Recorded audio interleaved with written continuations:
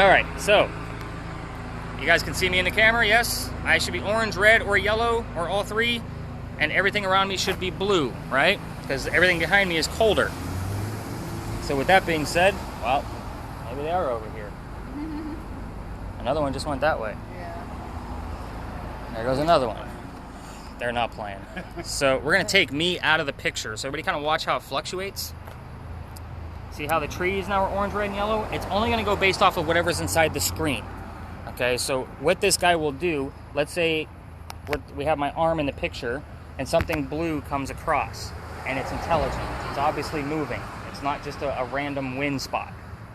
It'll probably put a white line around it because this does not see 3D. In order to help us see what objects are, it'll put white lines around buildings, people, solid objects. So it's going to put a white line around that blue cold spot that just moved across my arm. Those are the types of things I'm looking for. It's set to white, hot, black, cold. So black would be the coldest of the cold. So it's going to be like a 20 to 25 degree drop from the warmest spot. So Bob, that's going to go to you since you are nodding your head quite a bit.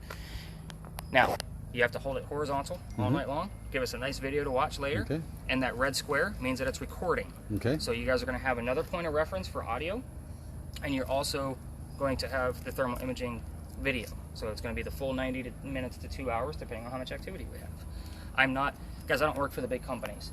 So it's not 90 minutes and we're done. That's not how this goes. If we have a lot of activity, we keep going. I just have to be off the street by 11. Otherwise, we are just 7 friends hanging out with a bunch of ghost hunting devices. But that's kind of how this goes. I'm on my own out here. Like I'm not with the majors. So we're going to continue with temperatures.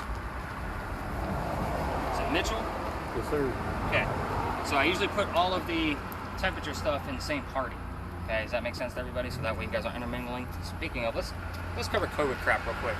So, obviously I'm not wearing a mask right now. If I had to get close to you to work with you on your gadget, I will put one on. I have epilepsy. It's difficult for me to keep it on for a long period of time. The police have their focus on things elsewhere, obviously. I'm not too worried. If you guys obviously comfortable with masks on, keep them on. All of your gadgets have been sanitized. That's what I was doing in my trunk before y'all got here, is re-sanitizing the gadgets because somebody just used them. And I do that probably 3 times a day. I have the cleanest gadgets in all the land. I do have hand sanitizer in case anybody needs it. Does everybody at least have a mask with them? Yes. Okay. Because I have medical masks just in case. So I do drive for Uber Eats when the tours are slow, and Uber keeps sending me masks, so I just keep saving them for the tours. Nice. Because I have my own. So anyway, let's get back to the gadgets. So Mitchell is going to be our prover or debunker, however we want to look at this. So let's say Bob is standing where I am and he says, Nick, there's a blue spot on the wall and I can't figure out what the heck is going on there. The building should all be the same temperature. So the first thing I'm going to do, we're going to wait for this person to pass. So keep in mind, some of you may have lasers tonight. They will get me in trouble a lot. So there will be rules. We all know what this guy is by now, right? This one only detects the surfaces. So I'm going to test the wall that Bob said he found the cold spot on, and I see that the wall is all the way across the same temperature. So now I have the ambient temperature thermometer, it's called a psychrometer, where I can now determine where that blue spot is by putting this probe between Bob and the wall. Does that make sense now? So this one is not super active. It's only when we find an anomaly that we can't explain. So the two of you are going to work together. This is about 3 to 4 degrees off. It's not in sync. So you're going to literally, when we go to certain places, I'm going to say, get us a nice base reading. You're going to shoot every type of material, from stucco to cement to asphalt to whatever you can find, just to make sure everything is lined up with what he sees. The yellow one, you're going to look at the bottom number. The top number is humidity. We don't care about humidity. I do, but I don't. You guys are amateurs. But the bottom number is temperature. That's the one I care about. If it shuts off, you can literally probably pocket that one. You have breast pockets, so by all means put that one in your pocket until we actually need it. It's that one that we're super concerned with. All right. Are you ready? I'm ready. All right, let me find what I need. So you are going to be our first proof and first person to speak up that something is actually happening. As soon as I find it. There it is. All right. This is an EMF meter. You ghost hunter show fans, you guys should all recognize what this is. However, it does measure 3 different types of electromagnetic fields. So let's talk about those 3 different types of electromagnetic fields. The first one is natural, that comes from the earth. That's why this is green. The second one is going to be from electronic style items. We're going to let this one pass through. How you doing? Hey, how's it going? Good, good. So the second type is going to be from what I call man-made objects. So your cell phones, wiring, our parking meters, anything like that is going to make it go into a pulse. We don't want a pulse either. The third one is unexplainable. It's erraticism. It's all over the place. Meaning something is literally touching this thing that shouldn't be. When it does that is when you need to speak up. So that plays to you. It'll go all the way up to red if it wants to. It just depends. So this is a new device. I'm also going to hand this off to Shundra because she's right now controlling the energy. So this is a new test that I'm trying out, and it's a simple battery tester. They're like $5 on Amazon.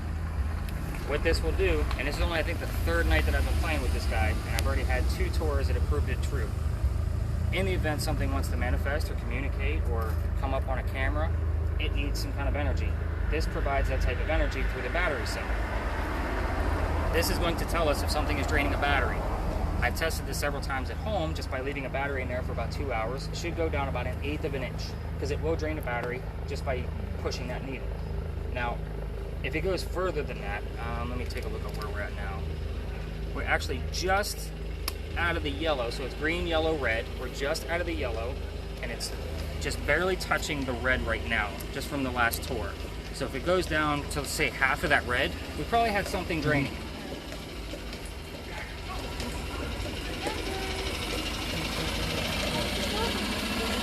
See that or not? So this is not, you're going to stare at the needle all night. It's literally shove it in your pocket. We'll test it before and after we leave it. Okay? This is in the history book. This is Mary Reed, and she has been the only female in the All right, Chatty Cathy, who wants to be on the phone? Proving me correct. Spirit boxes. So you guys have probably seen several ghost hunting shows. There's different types. This one in particular that we're going to use tonight is going to record the entire session, which is super cool. So in the event Ned can't hear anything, it's okay. We have the full recording that we can listen to later. Even when it's on mute, it's still recording. So even when we can't hear it, it's still recording all of those radio sweeps. Do I need to explain what a ghost scanner is or what a spirit box is? I'm seeing some blank looks. All right, it's a radio sweeper. So it's going to flip through all of the FM radio stations at a fast rate. I don't have it set as fast as the normal ghost hunting shows because they only want disembodied voices. With you guys, not knowing how to listen to this yet, I have it set a little bit slower. So you're going to hear radio chatter. That's okay. I want to know what you hear. I want the DJ voice if you hear the word gray, or you hear the word white snake, something, anything. I don't care what it is. I want you to tell me what you hear. So it could be a DJ, a song lyric, a commercial, or what I call disembodied voices, where it's going super fast and you hear a voice over top of the static. That's what we're listening for here. So I'm going to set it up to record for you and kind of walk down the line so you guys all get a gist of what to listen for, because you're going to get this audio back. So far you're going to get a full audio there, the full thermal imaging video, this spirit box recordings, and I'm going to give you some tools from my phone as well. So I'm going to get this going.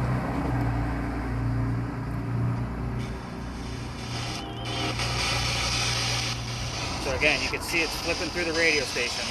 If I hear something, I'll shout it out. But you're going to hear that chatter. I can't make it out. I don't know what it is. I just heard something there. But again, I'll have to listen to it with headphones on because the helicopters might make it difficult to hear. I'll be honest.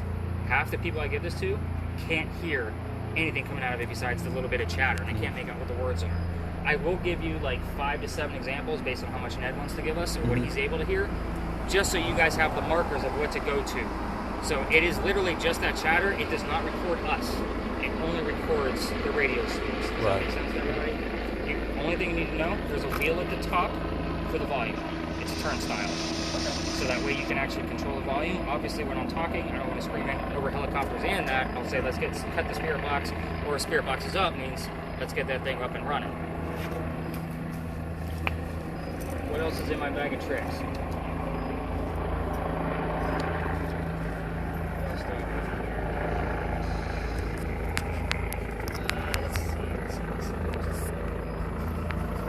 This is actually set up for 10 people, so a lot of times I spread these devices out to, which I everything but the second spirit box. Actually, maybe I'll give you another spirit box, but I want to make sure you at least have something to go on. Now, lasers are going to get me in a lot of trouble, Heather. So we got to be very careful tonight. Okay. You're getting 2 lasers. Can you get that? I can handle it. Don't shine in the cars. A lot of these are, like the rules I normally have are keep them down low. If we see police officers, it's obviously let's get them off. Okay. So that's kind of like how these work. This guy in particular I call the grid box because it makes squares. Okay, so in the event we actually capture something in this, it's going to blow up red. It's not going to hang out and say, hey, here I am. It's literally going to be, so if everybody kind of looks at my forehead for a second, can you see that out of peripheral of your eye? Yeah. It's a big deal. So let's say we actually capture something through the camera, or I'm quick enough with my phone to flip it over to an actual digital camera, and we get something right here. I can put that in 3D software, and we'll have a full 3D view of the apparition we caught. I haven't caught anything with this one yet. Hopefully you're the first. Okay. It's relatively new. I've only had it for a few months. Cool. This guy, this is the one we really got to be careful with because it's way bright. Now, I normally joke that this guy is the neuralizer for Men in Black, and none of you are going to remember a damn thing when we're done. But really what it is, the grid pen. The tip of it turns. I like to get as many spray on the dots as I possibly can.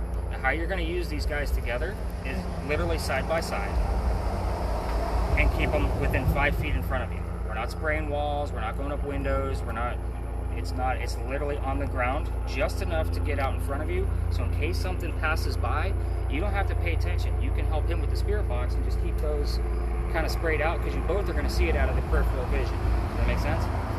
This one for the first time, now I've had this thing probably a good year and a half. I finally saw something for myself in this 2 weeks ago. Like, to the point where I was like, oh snap, we actually have something that I can solidify. So, other guests have seen things, but it was my first time. This isn't something that's recording. This one will burn up if you have it on for too long of a period of time. That's literally about as much spray as you want. I literally don't want to go in, because this thing will shoot to those windows over there and blind those people. Okay. So, and again, we definitely don't want to go up with helicopters. Yeah.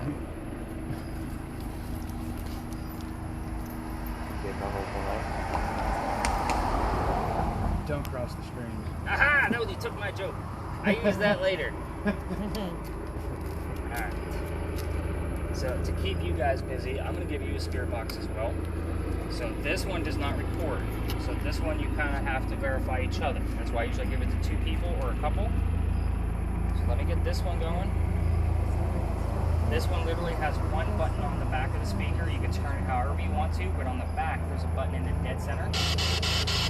You cannot control the volume. There'll be certain places where I say yours is too loud to use in this specific area, so we'll kind of keep mindful of that. So again, same thing that theirs does, radio DJs, commercials, song lyrics, disembodied voices. You have to verify each other. Okay. So, normally we would have a digital camera out with all of this too to capture anything within your lasers and or any kind of apparitions or orbs that are going to show up later. But I'm not going to go into that. I'm going to use a couple of tools myself because I'm involved, right? You're the lead guy. So I use a couple of different tools. I do have a backup EMF in case SHUNDRA goes dead very quickly and we're in a pinch and we need something to verify where something is. So the app isn't as strong, but it does work. The second one I'm going to use, this is a spirit box that actually gives us a list of words in the center. Okay?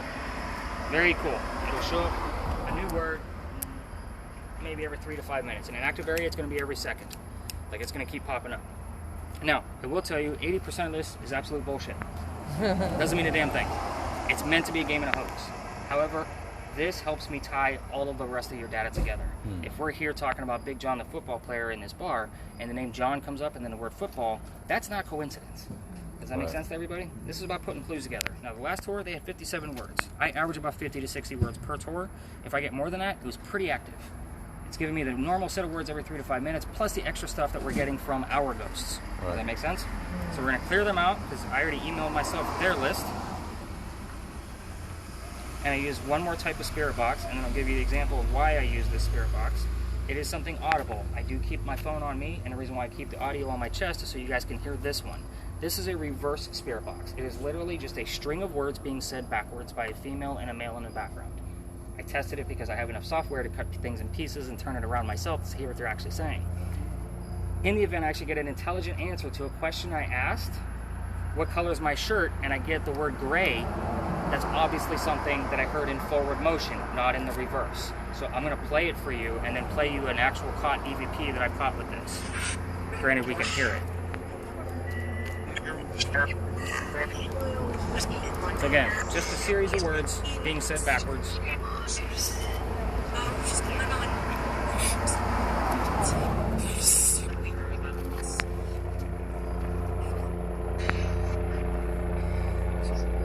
So if I hear something forwards, that's when I know I caught something. So I'm going to play a quick EVP. Yes? You guys mentioned the ghost tour?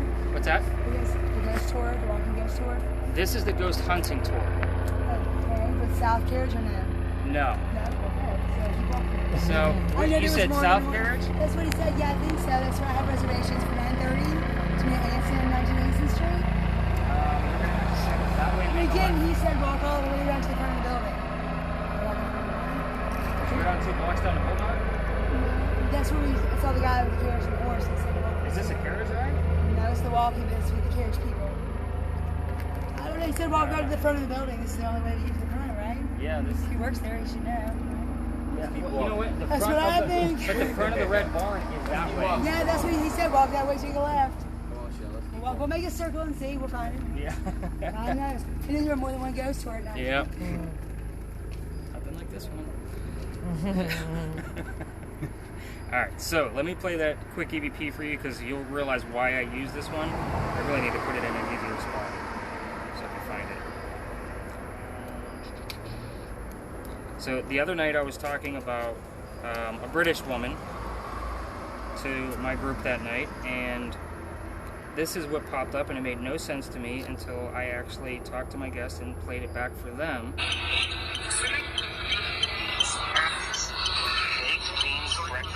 I'm going to play it again.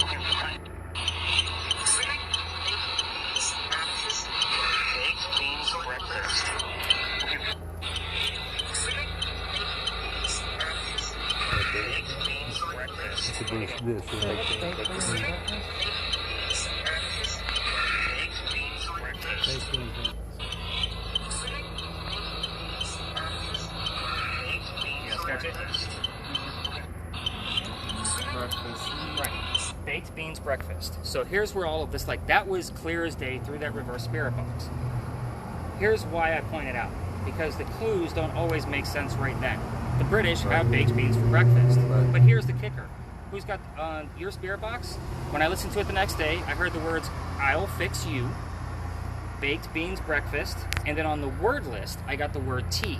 All of that was in a 2-minute time frame in that order. I had a full sentence that Eliza Pinckney was trying to tell me, "I'll fix you baked beans breakfast and tea." Does that make sense now? How I put all this stuff together? When I look at it as a collective in the morning, it's like, oh snap, look at what we caught. So again, this isn't about like a ghost is going to come up and touch you and say, "Hey, I'm right here." This is about you're going to capture things on there, then I got to look at all the timestamps to see what matches up. And again, I don't make stuff up for you guys because I want the evidence for myself. Not to mention, all of this data you guys are collecting is going to hopefully get me into my dissertation next year for my PhD program. I'll be a doctor of ghosts when I'm done. Nice. So, yeah, right? All my other degrees are in writing. I figure I needed something in the paranormal. So, Doctor of Ghosts. right? Yeah. Everybody says ghost doctor, but I like doctor of ghosts. Like, that's a nice ring to it. Like, Nice. there's a nice logo my wife can create for me. 2 cups. Oh yeah, this is going to be an interesting night for sure. Alright, so guys, we started here for a reason. This place is actually, used to be called Big John's. It was named after a football player. I'm sorry, any questions about your gadget so far? No. Your first location we're going to go to, guys, is literally a practice spot.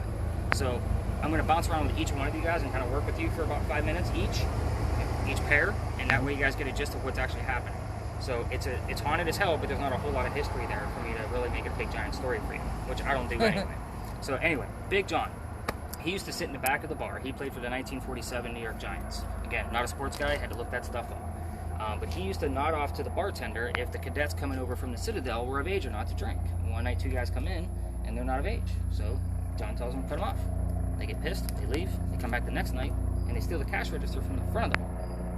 Big John pulls out his .45, shoots, takes one out, the bullet ricochets and lands in the wall. But he kills him. that bullet hole is still there. The bullet's not, but the hole is. I bring this up because at times, people that sit in the front of the bar near that bullet hole will get dizzy, disoriented, queasy, any kind of paranormal whatever. I already know how this is going to affect me. I don't know how it's going to affect any of you. If somebody in one of your group is not feeling well, I need you guys to speak up. I don't say that to scare you, because I'm not doing a scary tour. I'm teaching you guys scientific methods. I've had witches not make it, and I don't say that lightly. Like, they look at me and say, no. I've had people pass out. Literally, too much activity. Shit happens. Some people just can't go through it, and it's okay. I've taken stuff home. It's not fun, especially with the epilepsy. It's not a good time. So you'll notice a little hex bag hanging off my bag here. It's filled with stones that were blessed by a psychic friend of mine, because I got tired of taking shit home. Ever since then, everything's been hunky dory so far. It doesn't happen often, but if I say we gotta go, we gotta go. I'm not gonna put my feelings into things. Again, I'm not Zach Bagans. I'm gonna go off the data that's coming through. If it's not healthy, we're moving along. Fair? Fair. This building is also where the first death from our only earthquake here in Charleston ever occurred. 1886, we had a 7-point-something on the Richter scale. Pretty big deal. Piece of the mantling that's above your heads, don't move because it was in front of the building.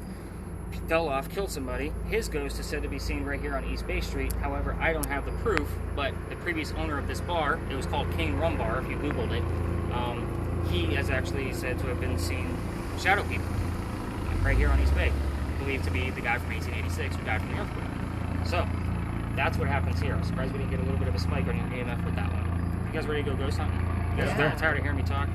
Let's do Alright, let's do this. Let me zip this bag up. I got the word team, so I wonder if the guy that was drinking was a team.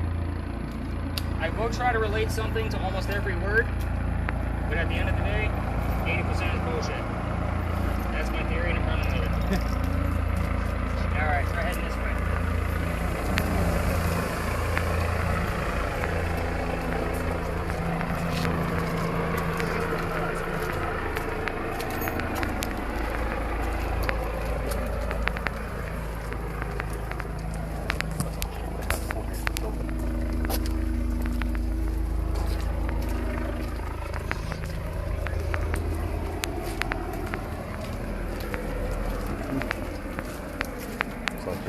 Bike taxis for you want to drive? Yeah. Yeah. Alright. So let me tell you guys what's going on here. This again is going to be your practice area. By the way, the front of the building that young lady was looking for is right here. So I'm just trying to tell her to go up and make a left. But anyway, so behind you, the Crew Cafe is haunted. It's got claims of a suicide in there. So I don't have enough proof or data for that because it used to be a slave home. Slave homes didn't have addresses, so it's really hard to find titles and deeds and any kind of record of those kind of plats of land. There's nothing in the newspapers either. So I don't know if that's a reconstruct, if it's an expansion. I have no idea what's going on. When I did a quick walkthrough, I did get a spike on the EMF. And again, you can interrupt me if you're getting something. I'm perfectly fine with it. It's been like going to the middle. Okay, that's still activity. So we'll take it. Sometimes it waits until we're all the way out the door. But anyway, for you history buffs, who's got that red laser? Was that you shooting that up there? Oh, no, it's a helicopter through the trees. Man. This helicopter? Yeah. Now, normally, what's funny is at the end of this, like our last location that we take a look at, there's a little experiment that I do with that infrared. Well, I'm skipping it tonight because you literally have to shoot to the top of a building with the infrared thermometer to get the temperature. We're going to skip it in case you overshoot and raise gunfire on us, which we don't want. So, but at any rate, so for you history buffs, the stop sign down there right past Crew Cafe, I want everybody to kind of picture the peninsula of Charleston.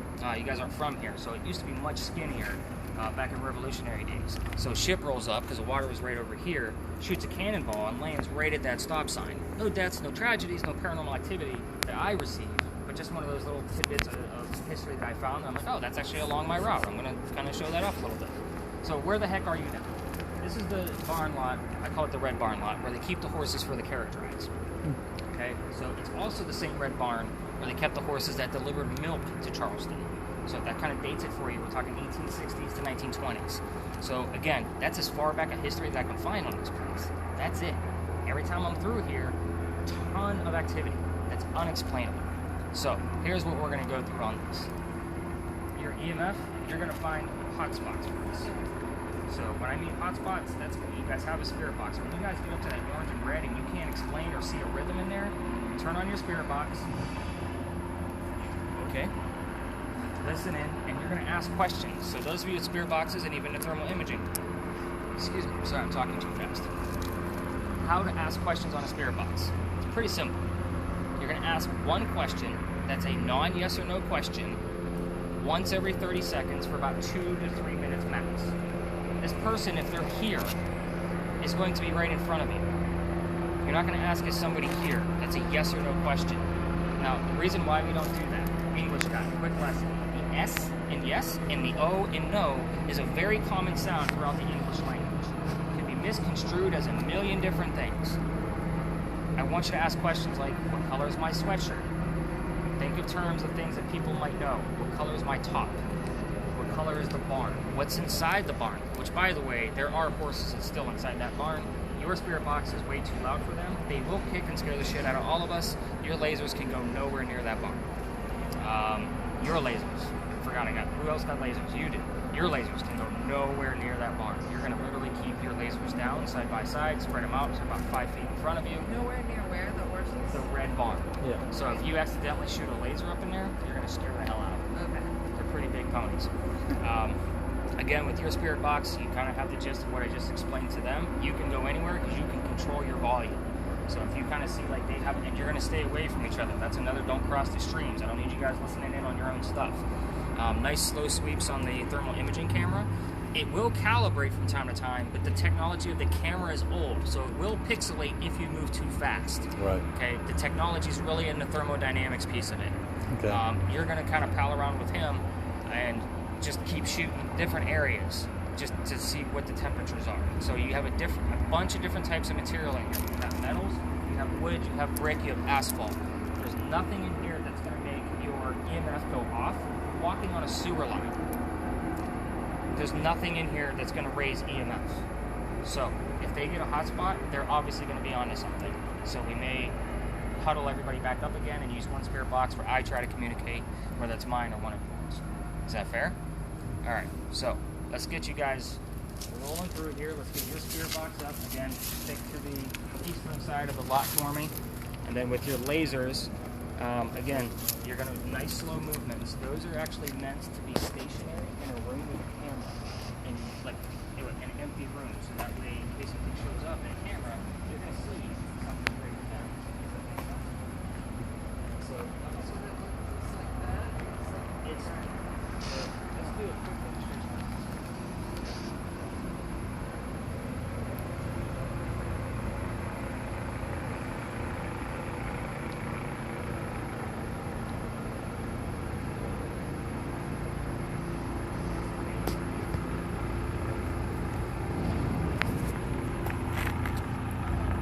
See how it's very faint? It's going to come through super quick. It's not going to be as good as it is. It's just transparent. How it works.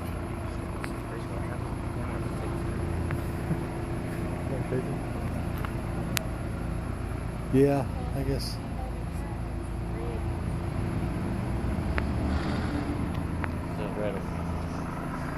Did you get that set to one station?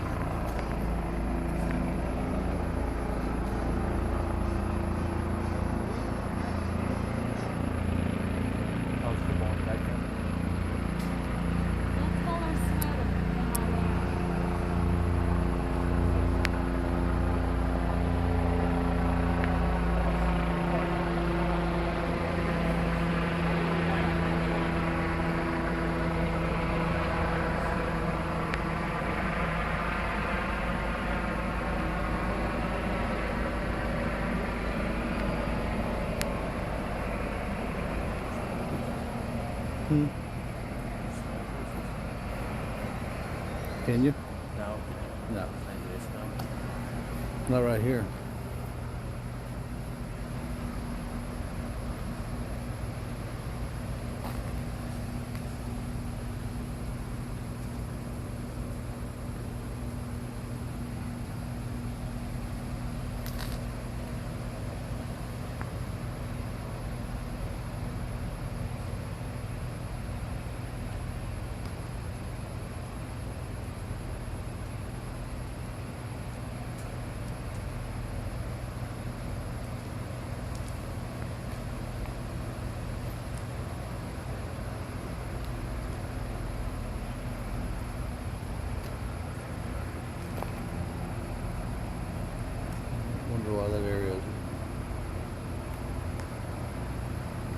blue. Yeah. That's a lot colder. Everything else is in like 73s. So it's a lot colder. There's a sewage line in it. You know, like go like right over Here? there. It's showing right there. Yeah. 74, 75. Yeah, it's showing it's like 5 Look degrees. at sewer drains. Maybe there's just not a lot of cement right there. Probably, yeah. It's 7 degrees colder. Yeah. It's crazy how to sit up. It's still just It is, yeah. it's a camera. I mean, it's crazy how this one picks it up too. I still don't understand. Well, yeah. I mean, I know how the CCD works, but I don't know how CCD works. You know what I'm saying? Yeah. I mean, I can tell you how, but that doesn't mean I can design it and do it. Yeah. Yeah. I'll make a laser.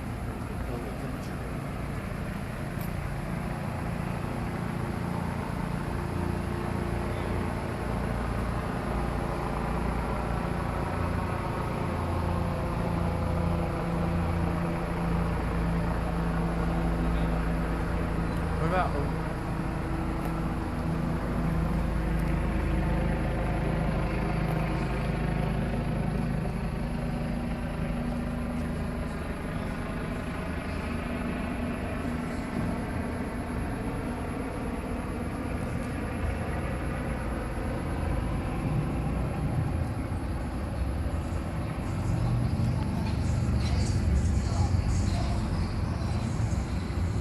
Is it cooler down there?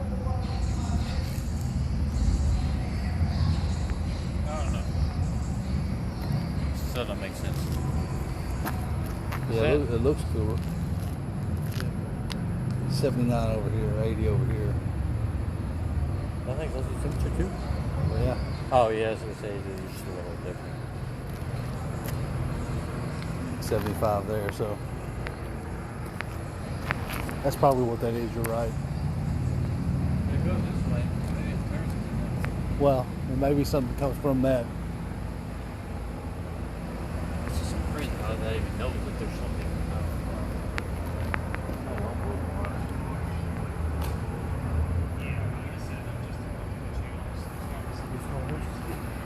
A little bit, yeah.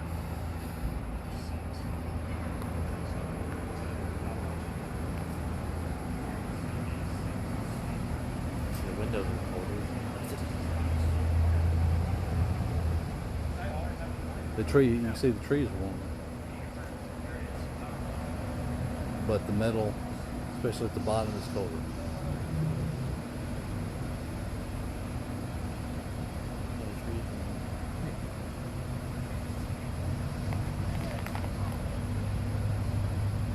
It's interesting.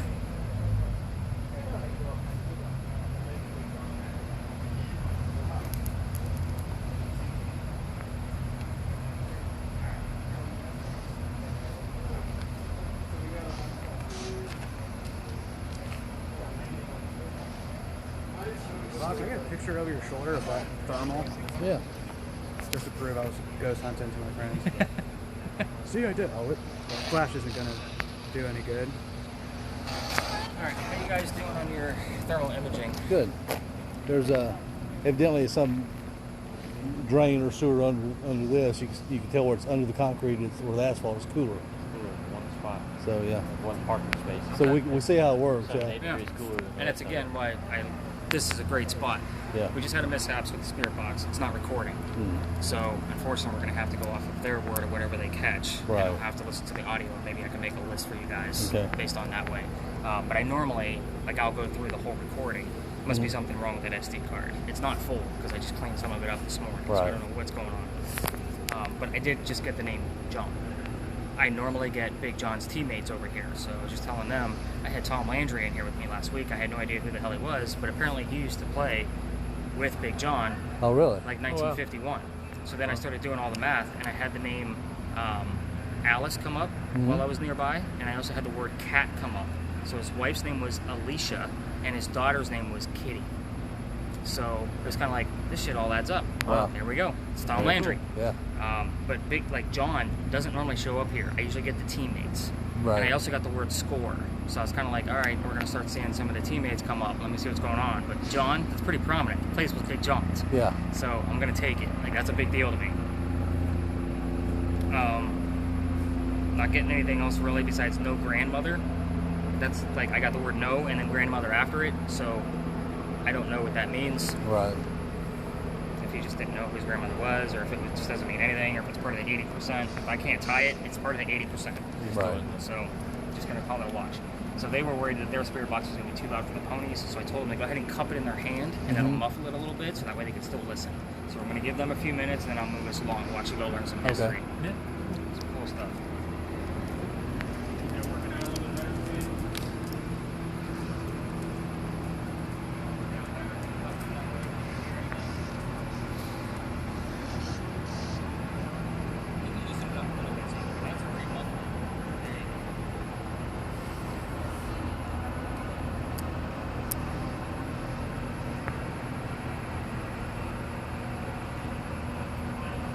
Yeah, there must be something under the pavement on this side because it's going Oh, to. see. These spot right there? Yep. Look how adorable you guys are at your matching pants. Alright, I'm going to move us all along to our next spot. That way we can actually go learn some history. 70. Yeah. We're going to head up this way. That's weird.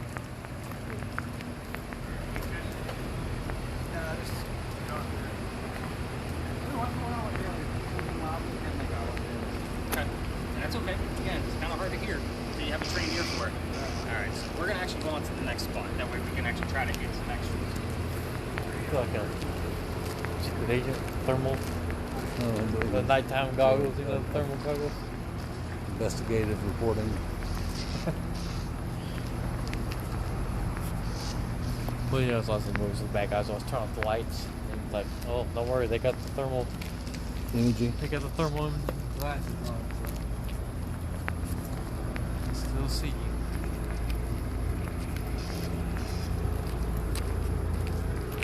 What part of Nashville you guys from? No, so we live in we just moved West Nashville area. Oh, okay. Yeah. Yeah, we just moved from Birmingham. Okay.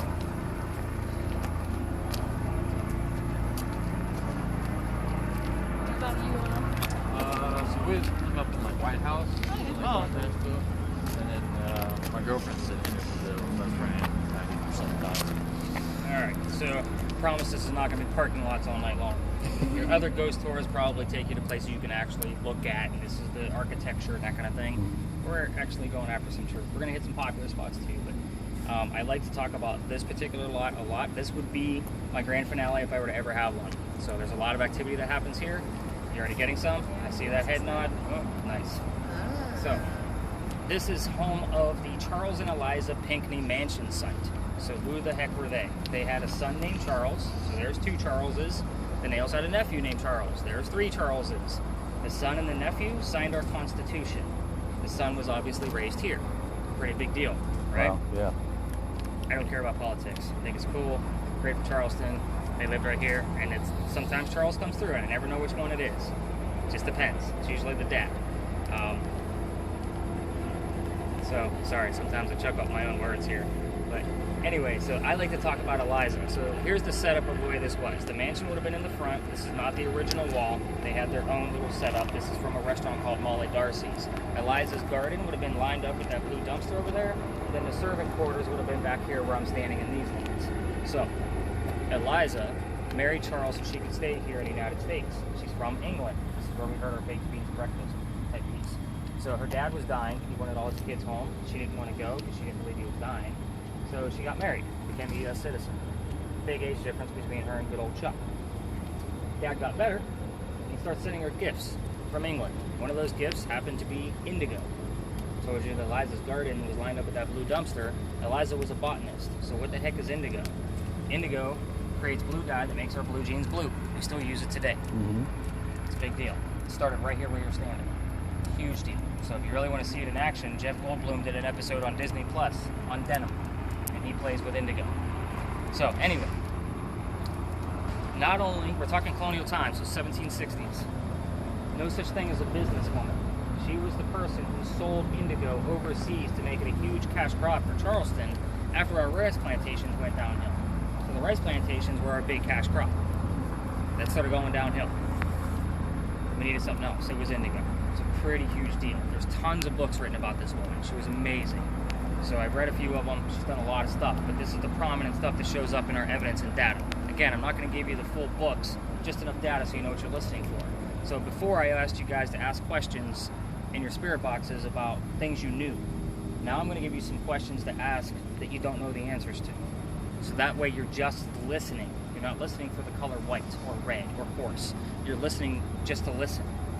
Eliza was the second wife named Eliza from Charles, back to back. So she goes by her maiden name, Eliza blank Pinkney.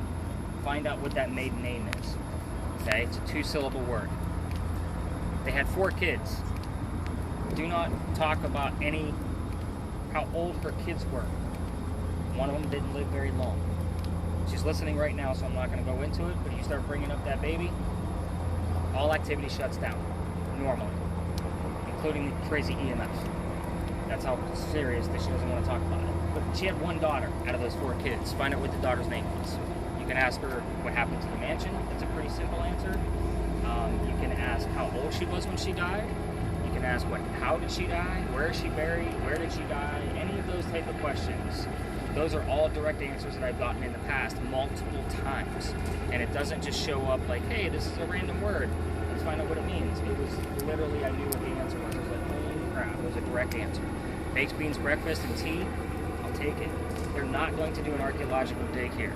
They're going to put a commercial hotel here. They were supposed to be up already. Thank God that it's not, because this is a big part of my tour. Looking at your EMF versus, everybody see the blinking light on the back of the 5 Church restaurant over there? Yeah. A lot of times it's in sync. A lot of times that light's not blinking at all, or that it's not even on at all. But if you actually video it, it's within 2 frames of the pulses will go up to red. So those major major pulses on that light will go make the EMF go all the way up to red. It's because it's sharing the same type of EMF field. This place has only let me down twice in the year that I've been doing this tour, where I walked through and there wasn't even a single EMF flip at all. No, any kind of activity. You guys are going to explore for about 10 minutes. You guys all know how to use your gadgets. Your lasers definitely need to stay below the walls in this location with these copters, and that's in an open area. I usually stay below the walls anyway because we don't want to disrupt business, but I definitely don't want to be disrupting helicopter search parties. Spirit box is up for sure. I don't know if you guys all caught that, but you're not going to have the spirit box recording. It's not recording. I'm going to have something went wrong with the SD card, so my apologies for that piece of data. So we're going to have to rely on our own ears in live action time. So whatever you hear, you got to kind of have to remember. I'm going to walk away and do my own session, so you guys have something on the audio on this end. So I need to see where all of you are going to go, because I know where some of the hotspots are where I get all of my activity. So let's go ahead and get you guys ventured out, get those spirit boxes up, and let's get nice cool sweeps on. Okay.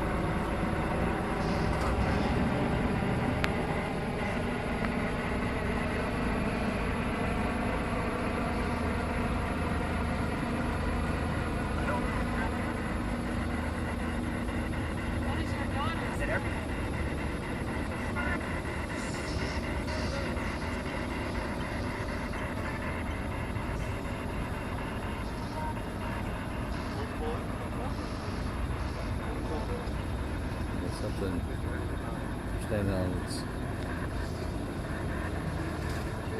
Let's walk around here.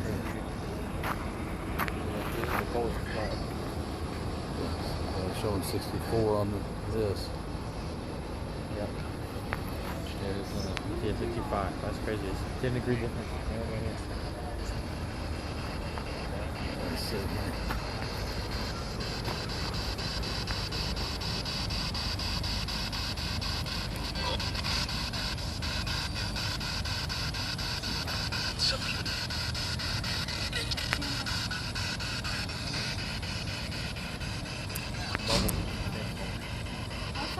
Do it. I think Bumblebee transforms. Yeah, Bumblebee's affecting the radio. Wow. Something?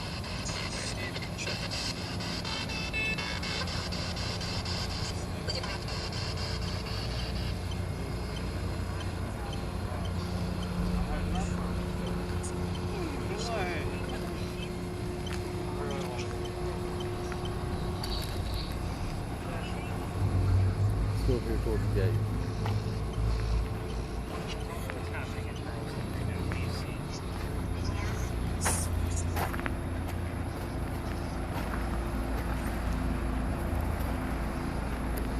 There's definitely something under this area on the ground. Yeah, it looks like colder. And you just measure underneath the car. You can see under the car it's warmer. That Hyundai right there. Under the car? Well, just on the ground. 75.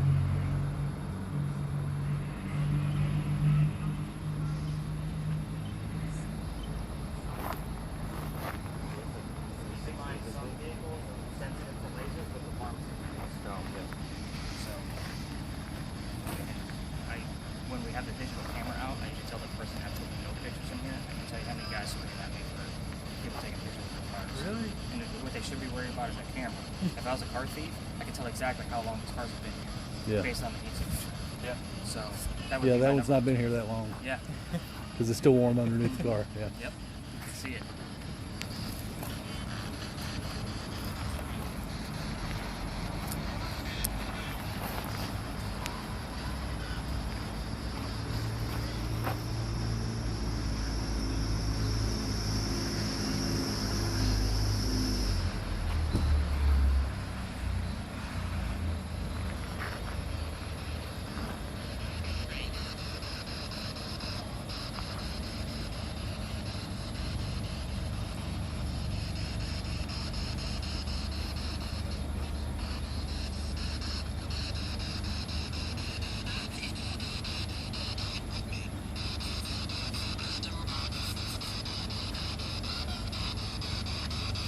Oh, it must be their shadow.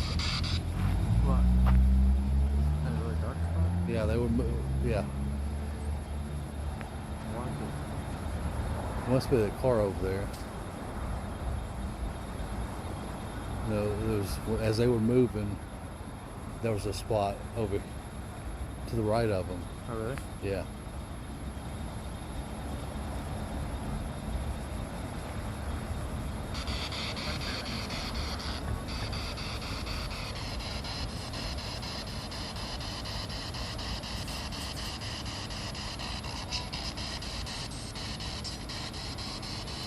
It's unusual that the cold spot on the ground there. I don't know.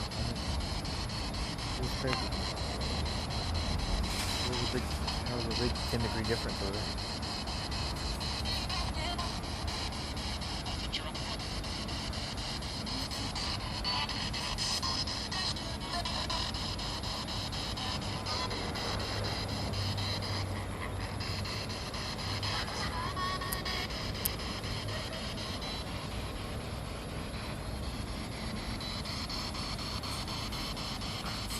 Up over near the church here.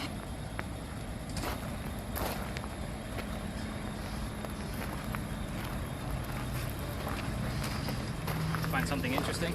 We're still looking.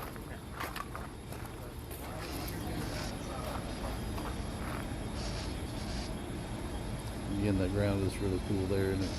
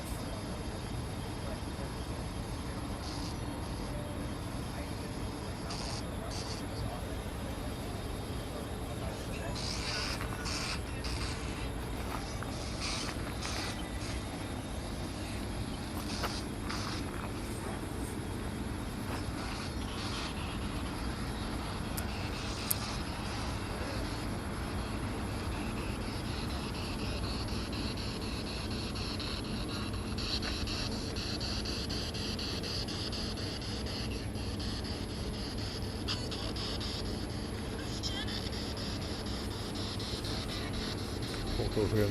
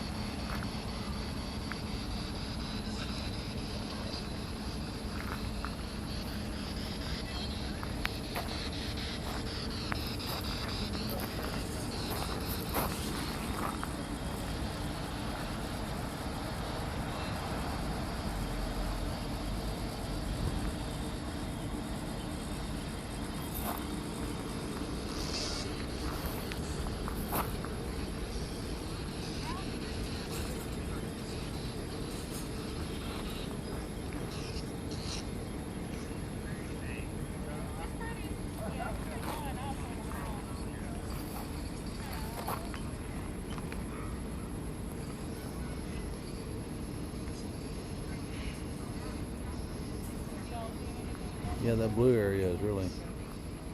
Great.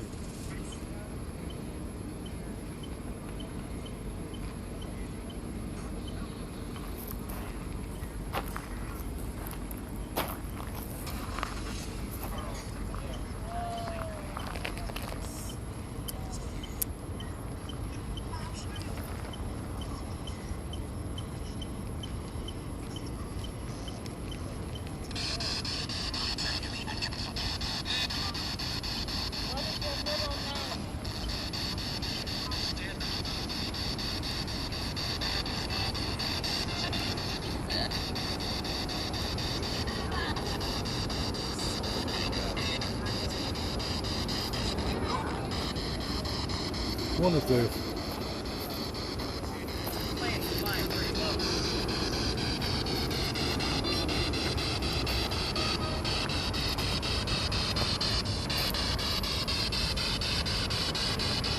What year did your father die? Hear something about the dad? Alright, let's gather everybody up. Anything weird on the thermal imaging? No, it's. We just heard blue. Okay. We'll take it.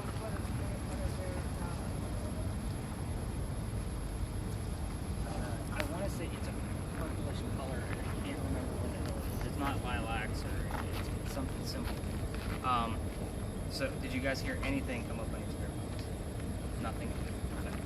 So I'm getting a lot of weird things, and the word violence came up earlier and is starting to kind of make sense with. Where did I see that? In response to favorite flower? No, with like it's violence down here. So Oh, violence. I thought she said Here or violence. were we over there? We may have been over here. Maybe blue had something to do with indigo. yeah, that's really what I'm taking it, because indigo is 3 syllables, so that's going to be a lot to muster up. Oh. So blue would be much easier to say. We did get the word John over there. Now I do use, when I'm watching those videos, I put them up on the TV, so that way I can actually see every little speck. So I'm not expecting, I don't usually find people that are like, oh, here's one thing over here, here's another little mist over there. So I literally got to blow it up and look for things. As far as, I'm really disappointed with the spirit box on this end, just because I'm going to really have to rely on my own to see what actually pops up out of this. But I'm getting very vague words out of mine. Core, demand, like none of this really makes any sense to me.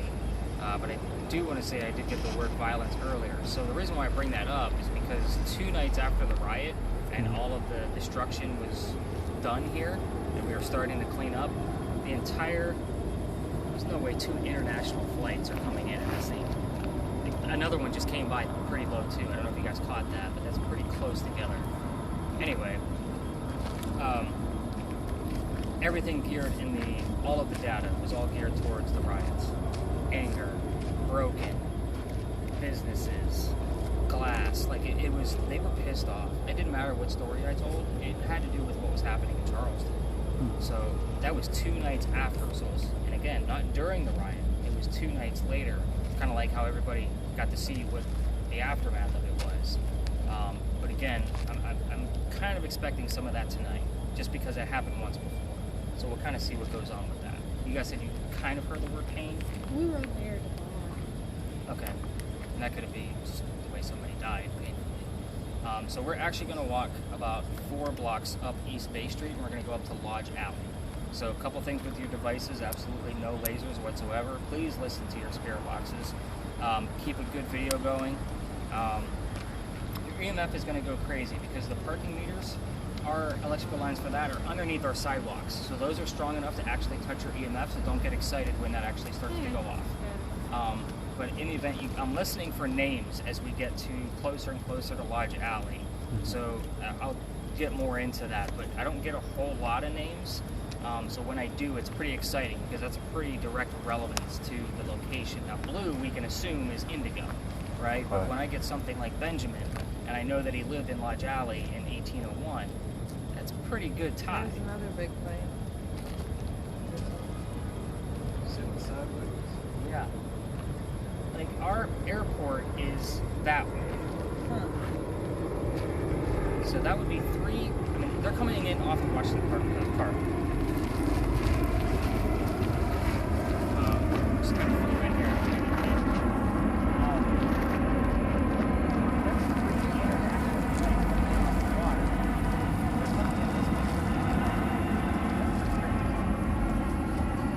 So it's definitely a mask area. If it's busy up there, I'll have mine hanging, but I'll also be smoking.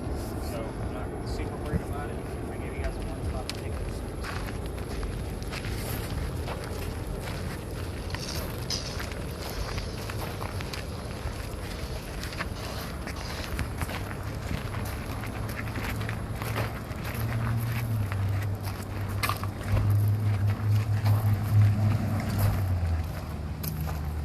Walking around with this thing around. I hate this.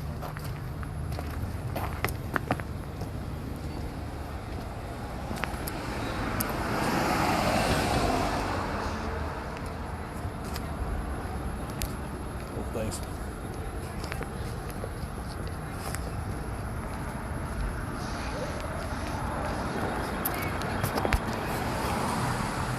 You can pull mine out.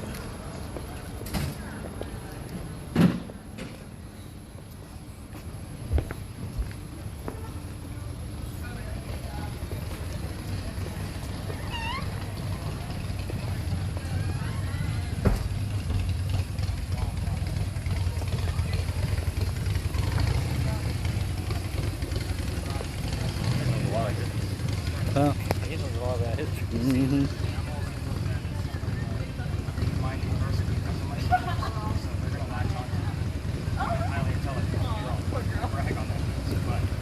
That's fun. It was a good time. A lot of the trip. I got to my phone, but still. I was also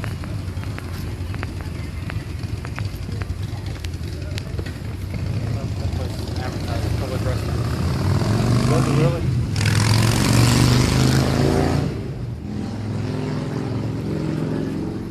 Must be a lot of business, man.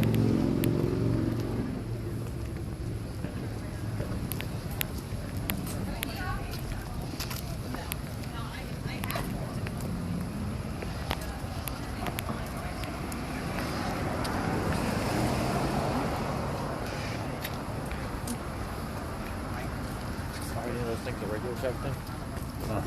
Huh? No. No, they were very specific when they wanted the one that had the dial where they could dial it in. Was it one of those like radio thing? Like a radio scanner thing? No, it was a transistor radio. It didn't have the, it wasn't scanning the dial. It was just, you tune it in. Oh, it's kind of like that, okay. Huh.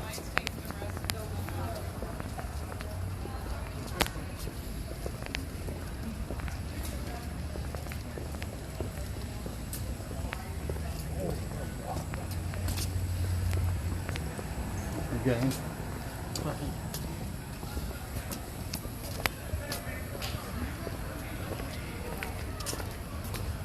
He's blocked off the top of his back. He got way up there.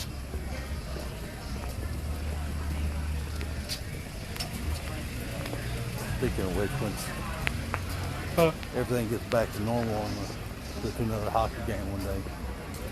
Yeah, that was a lot of fun. That was a lot of I don't fun. think anything will be as exciting as what we went to. No,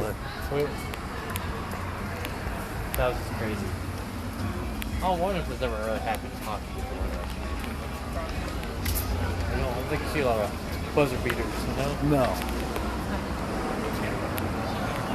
And for it to didn't be down, there was a minute and 55 seconds left, and the other team scored. Yeah, It was man. down 1. I am so glad it didn't leave. I forgot.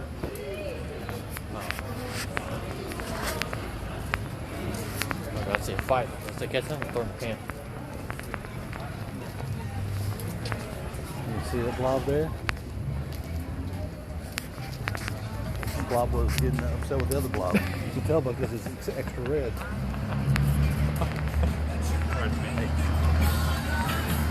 Yeah,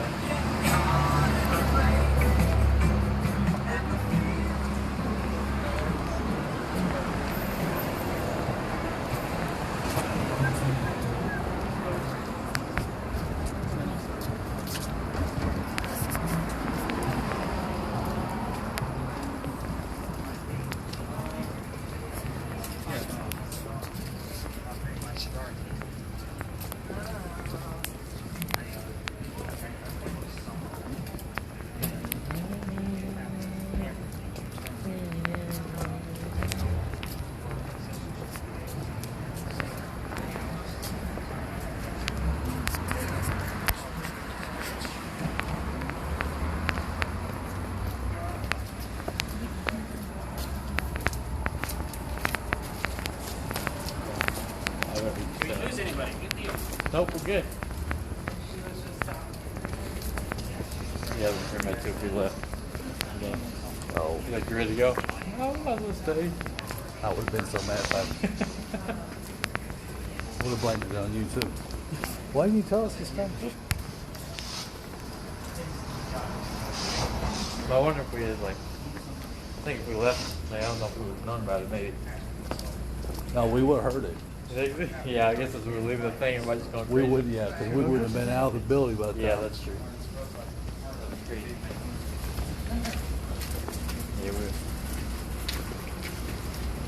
yeah, one of them, those girls that left are next to us. I think So, where in the heck are we? We are in Lodge Alley. This is actually one of the oldest streets of Charleston. Isn't that boring? What? No.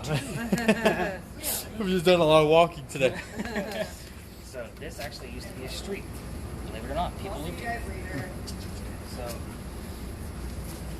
they're probably just gonna be fun. People lived here. Made the full roster of all the people that lived here. That's why I asked you guys to listen for names on your spirit box. Excuse me.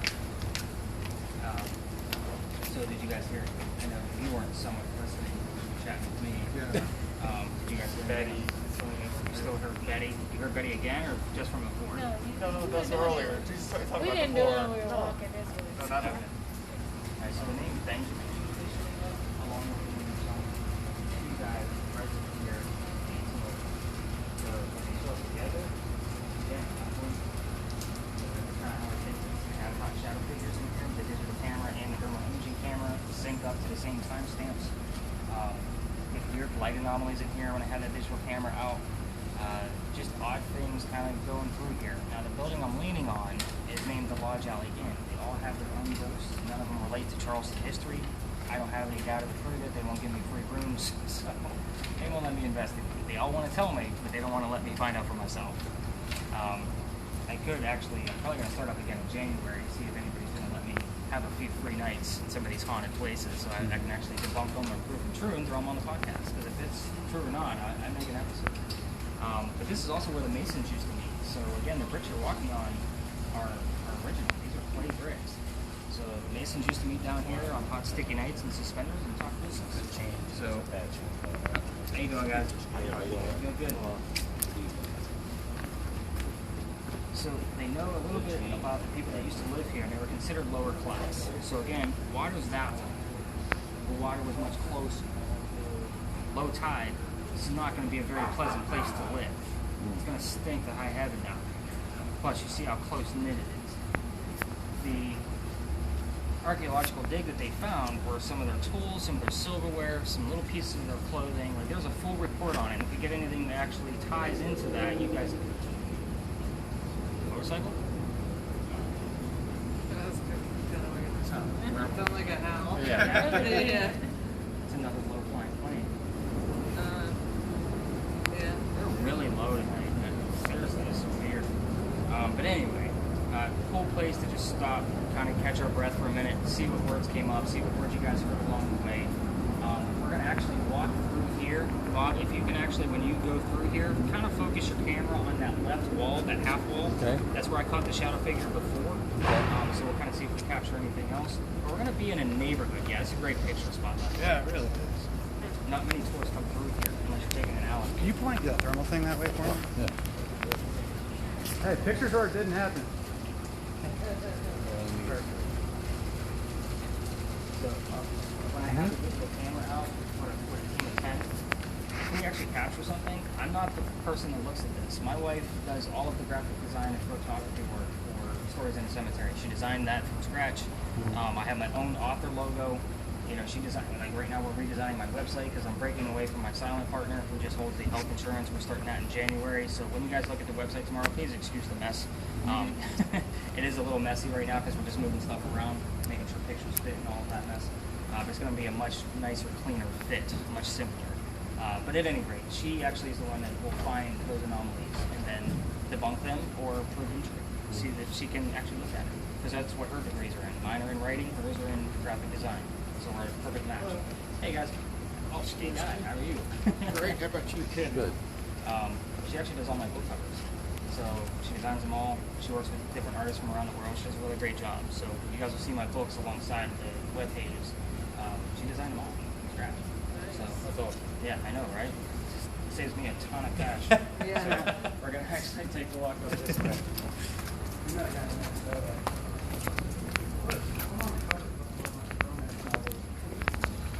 23, 24 years old. Oh my gosh, yeah. He was on like Yeah. romance. Big long hair, Fabio looking guy?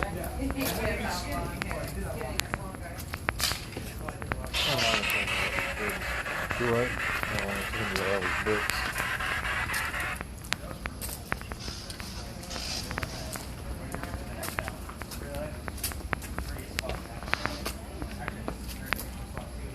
The spot right there.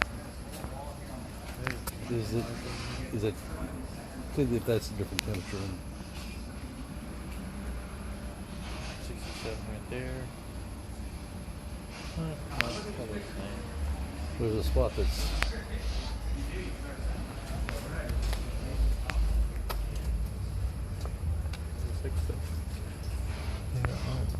it just must be a spot though.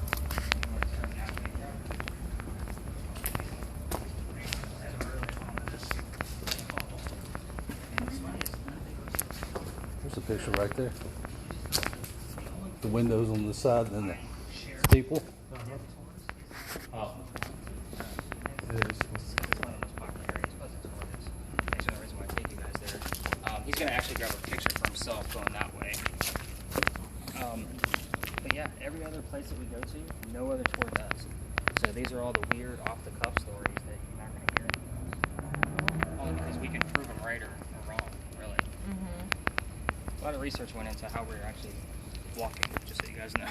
Yeah. It took me a few weeks to figure it all out. Any Map everything advice out. for taking photos of orbs? Again, gotta get my PhD from you guys. Our Savannah tour guide tried to flex a little bit. They said Savannah's the most haunted city.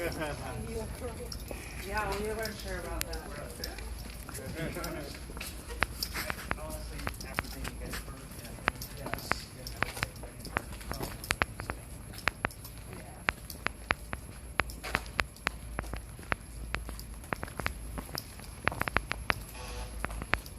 I'm gonna do one of these sometime. Just walking through the alleys and back. Yeah. You will become a ghost.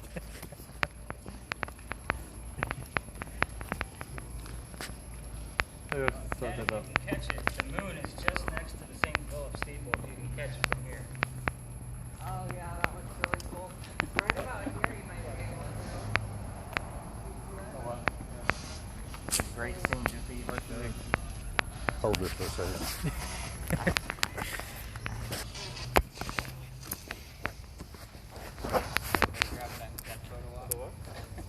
Alright. So I'll go ahead and start the story where you guys are snapping your pictures. Let's cut those spirit boxes off. And again, before we go into Philadelphia Alley, I tell the story out here because it's, again, very popular area to get. Just so I can shout poppers right here. You're going to hear tours coming in and out of here. So, this is now Philadelphia Alley. It used to be called Doors Alley. You can actually go over here so we'll kind of put it together. Because they're going to be talking to you on the screen. So, but one of the most beautiful places in Charleston. So if there's no tours down there and it's empty, grab those pictures. We're going to walk through it, but I'm going to give you the quick story. They're going to make it about 15 minutes long. I'm going to give it to you in about 4 minutes. So Dr. Joseph Brown Ladd moved down here from Rhode Island. The initials for the state are RI. Keep that in mind. He was supposed to get married to his fiancée Amanda. She just inherited a bunch of money from her dad. He died. She's got a shit ton of money. The lawyer handling the money said, no, you're not getting married. Send the doctor somewhere else to go start his practice. Let's see if he's just after your money. What's he do? He comes down here to Charleston. The coachman that brings him into town set him up to be robbed and killed. Not a very good start. Somebody walking by, Ralph Isaacs, with the initials RI. The reason why I bring it up, because it comes up here all the time. It says, you don't want to stay here, let me take you somewhere else. So he takes him to 59th Church Street. It's about a mile and a half from where we're standing. So takes him over there. He rents a room upstairs from two ladies downstairs. The two become friends. Now, Ralph Isaacs was an attorney, just a regular Charlestonian. He's from here, blah, blah, blah. Attorneys back then weren't what we know as attorneys as well off now. So we think of an attorney, they're pretty financially stable, I would think. Not back then. So the two become friends. The doctor's practice takes off. He starts making a lot of money. He's doing pretty well for himself. Amanda's coming down soon. He becomes known as the Whistling Doctor. If you Google the Whistling Doctor, you're going to get pages and pages of the details of the story. It's a great story, especially from one particular book. But anyway, they used to go see plays all the time, because that was the thing back then, 1800s. They went to go see Richard III one night, but they had to sit in different seats because of where they were in society. So they had to talk about the plays on the way home. So they're talking about Richard III. The doctor loves a new actress in town. Ralph does not. It turns into an insult party on the doctor's fiancée. They get pissed off at each other. They go their separate ways. Ralph has ties in Charleston because he's from here. So he writes a big old ad in the paper what a disgrace the doctor is to the city of Charleston. He's not from here. He takes all our money. He charges too much. Yada, yada, yada. The doctor rebuttals with, let's go to Doors Alley. We're going to settle this. So somebody's walking away dead, right? No pun intended. So the dead person of a duel, the loser, would normally go through the wall over here. There's a doorway. They go straight through the courtyard and then over to St. Philip's Cemetery. They drop them in their already dug grave, throw some dirt on them. They go celebrate the winter with a pint. 1800s. That's how it went. So here's how the doctor's duel went down. They come down 20 paces, turn, the doctor points his gun in the air, and he shoots. He didn't want to kill his friend. He just wanted to make a point that their argument was stupid, and he was willing to forgive. Didn't care. Amanda's coming down. However, Ralph takes 2 shots below the knees. So the doctor didn't go through the wall. His friends pick him up and carry him home where he dies 10 days later. Now, it is said as you walk through here, you can hear whistles. You can also hear gunshots. Do not take this tour on the 4th of July. I will not debunk any firework in the background noise. So when you're listening to your audio, this is where you're going to turn it up. Now, the people of Charleston, they all know this story, so they're going to play with us. They're going to hear, I do that on purpose so you guys have an example. The whistles you're going to hear are going to be faint. I've only had 2 that I was able to not debunk. The other ones are people passing by messing with me. But it's very faint. That's what you're listening for when you go through here. Another little bit of history about this alley. I told you about the gate already. But up here, the bricks are going to get older as we walk along this whole path. These up here have been replaced and repaired in the 1990s. Down at the end, as they get older, they're sun-dried from slave kids. They had fingerprints, and we have 1 full handprint down there. It's not a proud part of our history, but it is part of our history. You guys should see it. It is something to see. Are we going to get EMF from it? Probably not. Who the hell wants to hang out where they were a slave? That's why we don't walk through cemeteries. You're walking through the biggest one in South Carolina. It's the whole city. You know how many fires and tragedies we've had here and war? It's crazy. You're walking on somebody's grave right now. I get asked that question all the time. How many cemeteries? What cemeteries we going to? We're not going to any. Who the hell wants to hang out where they're buried? They're going to go where what made them happy. That's why we capture all the activity that we do around all the other locations. So, if you guys, we're going to go through that gate, but if you guys, any of you want to go check out the wall, you can. I'm going to continue making a left because I've seen it 1,000 times, and I'm going to do my own little spirit box session and walk slowly so you guys can catch up. Listen to your spirit boxes while you're through there. Careful with your lasers because there are houses at the very end. As far as those fingerprints and that handprint, I'll point it out, but we have to be swift because somebody lives there. That's their home. Their address is Philadelphia Alley. It's 3 Philadelphia Alley. Love to have that place. It's only worth about $4 million. But anyway, we're gonna make it. We'll cut left when we get to the end of the alley. But I'll walk pretty slow so you guys can get your pictures. Check out the doorway and the wall. There's a gate there that's not original. That wasn't there before. You can tell by the artwork. I think that was put there in like the 1940s. But this is the original wall that was here. So and this is also where they used to keep before Dueler's Alley was called Cow Alley. So they actually kept all of their livestock here for the city. So you'll see how long it is when we actually get in there. So let's go check it out.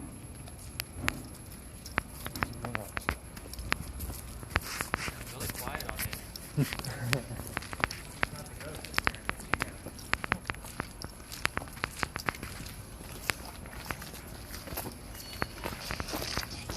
Up to y'all.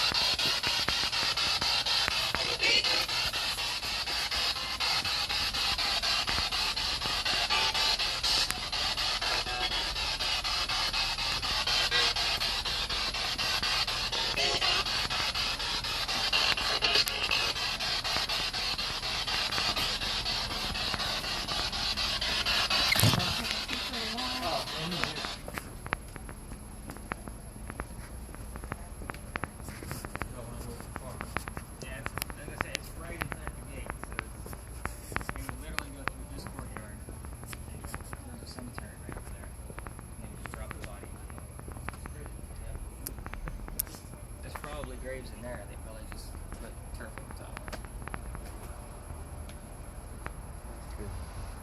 And there's all kinds of legends and lore up there, so when I have like a group of 2, you know what I mean, and that's all I have for the night, we go do all these like extra spots. But it's all the legends. Sometimes we capture stuff, most of the time we don't, but they're cool stories. And it gives them a chance to actually see a cemetery. Because Calhoun, like that cemetery is actually split in 2, the east and west side. So the east side is where the citizens would come. So that's where Charles Pinckney is buried. But John Calhoun is buried on the western side. And he has a sarcophagus above ground that you can see. And he's actually been moved several times because they didn't know if he was an actual citizen or not. So he actually went across Church Street several times because they didn't know where he belonged. So Calhoun is buried there, and you can walk right in during the middle of the daytime. But this eastern side, they've been working on that thing pretty much all year. And I'm pretty sure they stopped with COVID, so. But as we get close, I was waiting for you guys, so we actually cut through this other tour as a group. This is their big finale. We don't want to ruin that for them, so we're going to cut through it pretty quickly. No spirit boxes, no lasers. Obviously, you can keep filming. Nobody gives a shit about that. What was the wall you were talking about? Was it in there, or was it?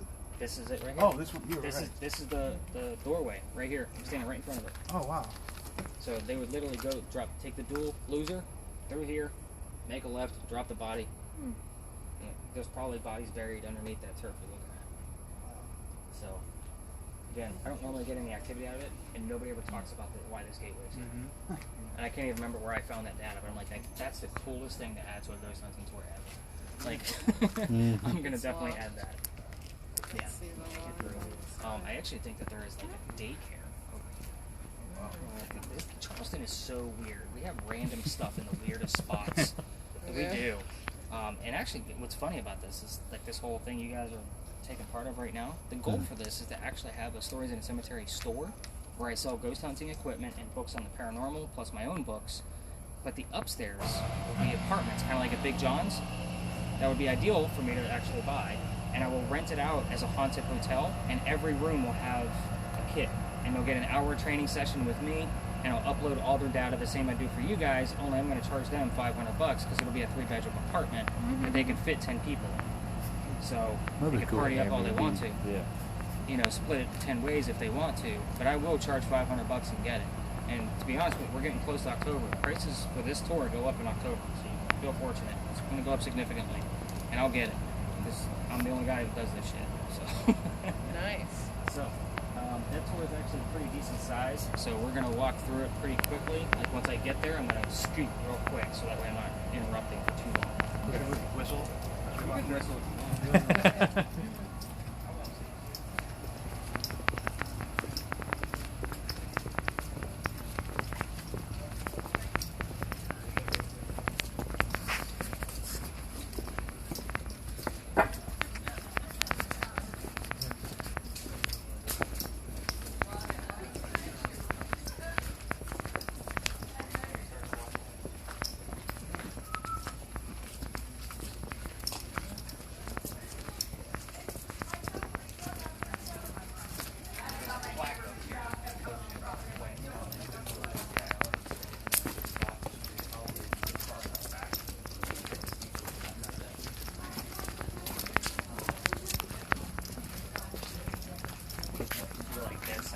That's another great spot too.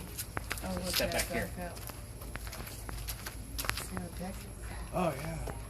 I was like, I was so fixated You on can't the see it cross. when you're close Yeah, to the look wall. above it. Sorry, I know everybody's on vacation. I try to give them If something you to take step home. on the stairs, you I'm can all probably about get it. more action. That's perfect. So I used to live in Myrtle Beach before I came down here, and that was with an ex-wife. I live a whole new life in life now. But this just fits so much better into my lifestyle than Myrtle Beach. Have you guys ever been to Myrtle Beach? We were Yeah, in Myrtle just Beach came like from a Myrtle. month ago. Like, Ocean. my youngest daughter still lives up there with her mom, and it's kind of like I made her meet me halfway, so I don't have to, because I don't even want anything How to do far with all is that. I still drive, like I drive an hour on my part, she drives an hour and a half. She doesn't know that, but that's the way I made the court set it up. So, but yeah, Myrtle Beach is so cool. I love coming down here and Do you know where Lakewood Campground is? Yeah. That's where we stayed. It wasn't right on the main strip. So No. No, we just stay in That's there. the Surfside, right? My dad was freaking Yeah. out. It's a hotbed. It's fine, Dad. There's nobody on the beach. And that's probably ran into my ex. She ran to Murphy's Surfside gas station. Oh, really? Yeah.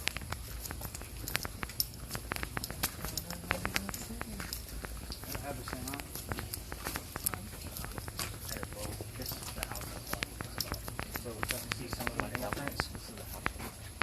Just so you guys can all see them, so kind of point them out to You the said person. some of the fingerprints right here. Oh yeah. Fingerprints. Mm-hmm. So you can start to notice how prominent they are. See a little bit bigger in that next one. There's more. Yep.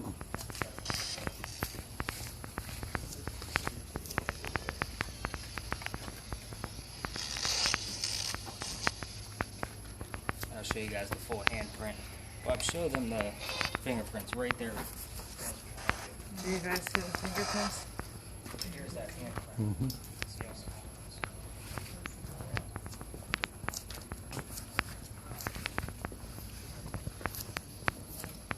So again, Handprint? Wow. you can actually Google handprints Charleston, and it'll tell you exactly where to find them. They're in 3 different spots. You see it, Johnny? So I'm going to scoot around the corner if you guys want to grab a quick pic.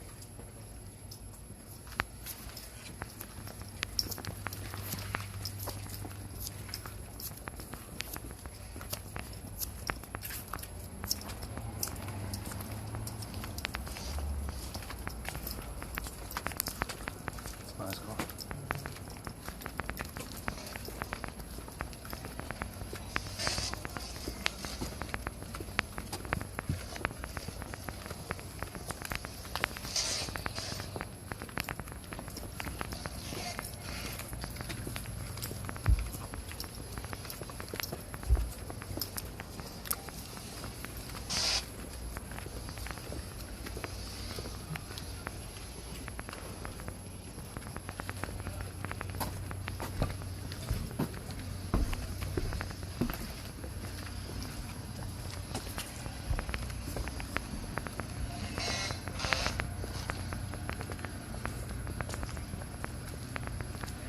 Wicked tonight, huh? Alright, we got one more building we're going to take a look at, guys. So let's go ahead and cut the spirit boxes, leave them on off. The building that's behind you is the Wagner building. So that actually used to be part of our cotton industry. Cotton warehouse in the back, and the offices floor right in the front, which faces the vendor. Somebody here staying at the vendor? Is that you guys? So, so it faces the vendor, and of course the water will get much closer. So just kind of keep that in mind as I go through the story. So it's condos now. They're making a wedding reception area in the front with 3 stories of wedding reception, then a rooftop wedding reception, and it will be considered waterfront. So you don't even know what the hell they're going to charge there. So if anybody's thinking about getting married, drop $50K. Go ahead, good luck. Don't know the dynamic is in the group, but you can throw that joke out there. So anyway, the warehouse would have been in the back, offices in the front. George Portier was the last guy who owned the residential cotton warehouse. He inherited the business from his dad. Clueless. Had no idea what he was doing. Silver spoon kid, and a bunch of other parents. I understood the bags. He's free. Here. We also have the boll weaver. Boll weaver is a bug that he's caught. Pretty small little roachy worker guy. So he's really got to get out. So what's he do? He sells all of his cotton to the British. He doesn't get enough to pay off his American debts, but he figured at least he'll get out of the business, pay off most of the debt, and be good to go. So what's he do? The British ship rolls up where the Bendu is now, basically. They unload all the cotton from the back garages that you're looking at, horse and buggy, and he watches the whole thing from the 2nd floor. Your online stories will tell you the 3rd floor. All my data says 2nd, so I always go 2nd. Somebody gets too close to that cotton, with a pipe. The whole ship goes up in flames. Everybody dies. He watches the whole thing, start to finish. He's already depressed, can't pay off all his American debts. Now his dad's legacy's gone. So what's he do? He piles up all the furniture, captain's chair on top, and I always have to put that stupid chair in there, even though I think it's a legend, because the stupid spirit box will always tell me the word chair if I don't put it in there. Climbs to the top, swings a noose, and hangs himself. There's a newspaper kid the next morning that found him. Of course, the legend says that a window was broken and some crows got to him first, so it wasn't a very nice sight for the kid to see first thing in the morning. But they say you could see the shadow of a swinging corpse from that window that he hung himself in. I caught little tidbits from the thermal imaging camera where windows are a little colder than they should be versus the rest. So we're going to get a nice slow sweep when we get up there. And we're looking for, because all the windows are going to be blue, we're looking for a darker blue or a blacker blue. We can't see through glass with that device. So we have to take whatever's influencing it from the inside. Does that make sense to everybody? Yeah. Mm-hmm. Now, the other trick that I would normally do with this is with your infrared gun. Everybody kind of see the peak at the back of the building here? Mm-hmm. The peak in the front of the building is lined with stone. There's also the same type of stone about 5 feet below it inlaid into the brick. At times, there is a 30-degree difference by using the infrared and verifying it with thermal imaging camera. That's crazy. 7 to 12 degrees is about normal with the breeze coming in off the wall. I can see that, not 30. That's nuts. So that's usually when I get a lot of activity from both coasts, George and the next one I'm going to tell you about. So where we came from, it was nice and quiet. I didn't have to scream. You guys are very understanding. So 2 blocks up from where we came out of Philadelphia Alley is a place called Pugin's Porch. Okay, if you've been around town, you've probably heard it or seen the advertisements for it because it's pretty popular. So Zoe St. Amand haunts that place. That used to be her house before it became Pugin's Porch. She died in the house by falling down the stairs. She was a school teacher, and she lived there with her sister Elizabeth. So I give you all of these clues because that's what we're going to be listening for in your spirit boxes. I know it's Zoe because Zoe spells her name Z-O-E, not Z-O-E-Y. I also get the word French a lot around that, and the last name Saint Amand is of French descent. So, Pugin is a dog. We are not going to be getting spirits and barks from a dog for our spirit boxes. If we do, I'd be very impressed.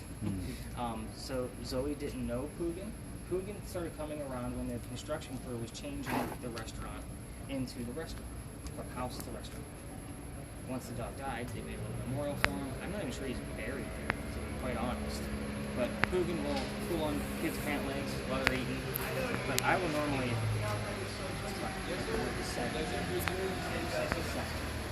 so I will normally put my spirit box open, coming at the right time. Right here. See what happens.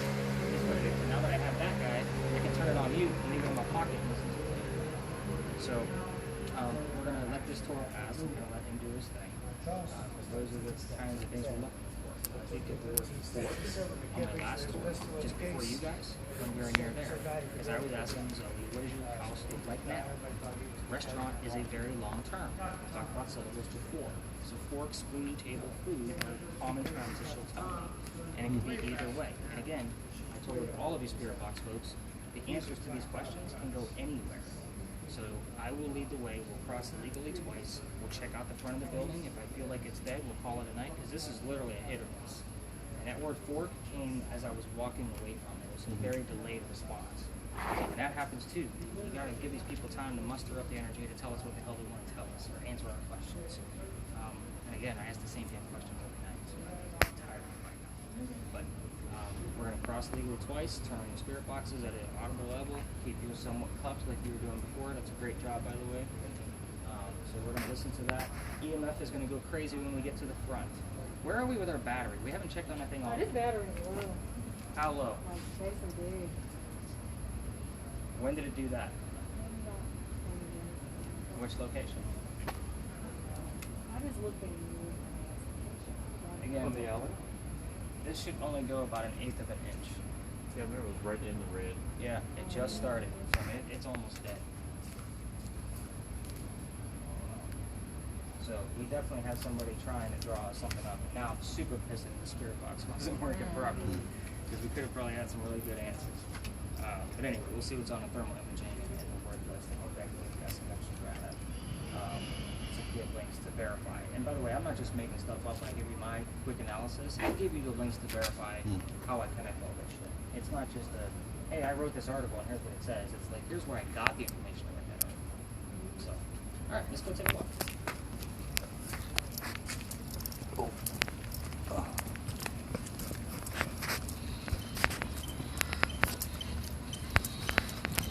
Just only send up or get point lights to the sky.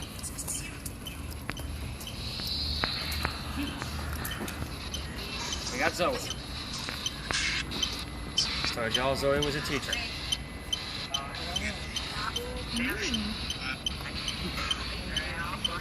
Zoe, can you tell us what your house looks like now?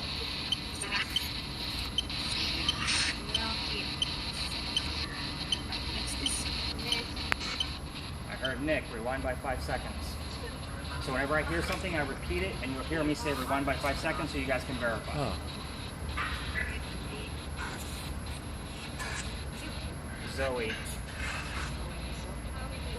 what's inside your house now?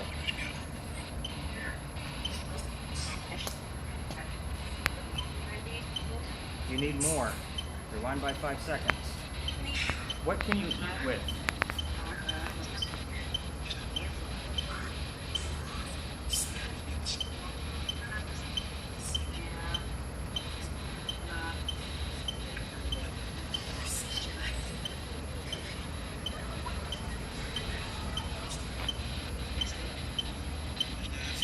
Sorry, I normally don't stop here, but teach is a very significant word. Jumped. Now we have George. We would have had to jump through the noose. All right, let's keep walking. Let's see what else we have. George, tell me what happened to the ship.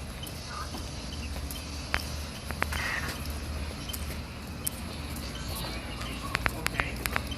What happened to the cotton that was on the ship? Not a personal safety device. That was another thing.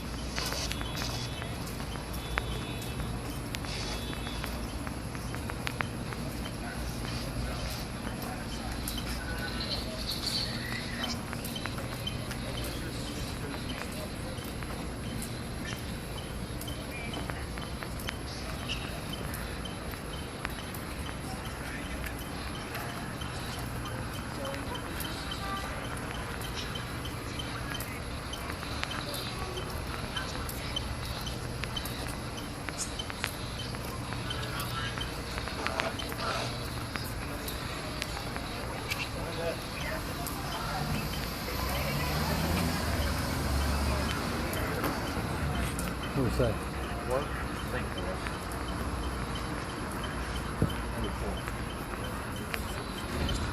Alright, so Bob, you can get us a nice sweep all the way down.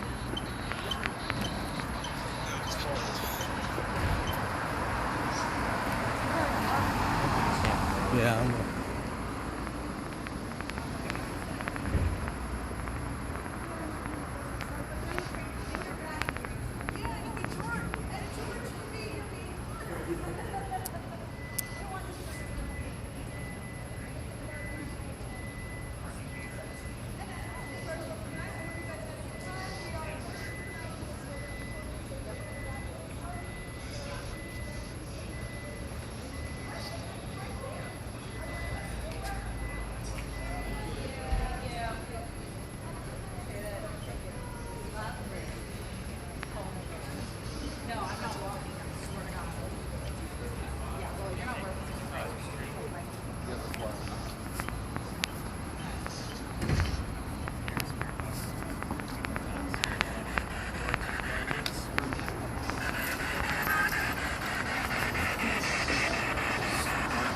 See the stone up there?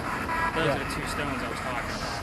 So the very tip of it, just if you shoot past it, we're going to be ready from down helicopter. We're not doing that tonight. Yeah, we need that. So I'll go ahead and take that too. What did you guys think? cool, really cool.